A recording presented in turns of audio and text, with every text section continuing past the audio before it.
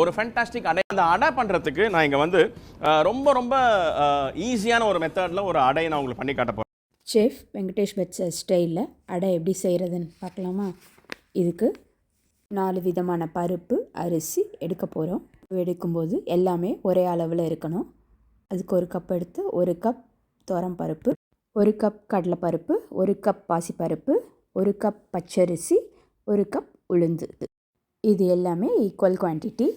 இந்த 5ஐயும் ஒன்றா சேர்த்து தண்ணியில் நல்லா கழுவி 1 ஸ்பூன் ஜீரகம், 4 காஞ்ச மிளகாய், 1 கொத்து கருவேப்பிலை சேர்த்து நல்லா ஊற வைங்க.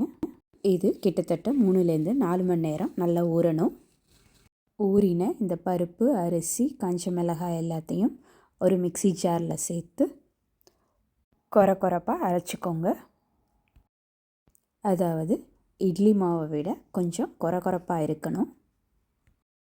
அரைச்ச மாவை ஒரு பவுலில் சேர்த்து இதில் தேவையான உப்பு, பெருங்காயம் போட்டு இந்த மாவை நல்லா கலந்துக்கோங்க. இந்த மாவில் கட் பண்ண வெங்காயம், கருவேப்பிலை, கொத்தமல்லி சேர்த்து நல்லா மிக்ஸ் பண்ணிக்கோங்க. அடுப்பில் ஒரு தோசைக்கல் வச்சு அது சூடானதும் இந்த அடை மாவை போட்டு இது மாதிரி ஸ்ப்ரெட் பண்ணி விடணும்.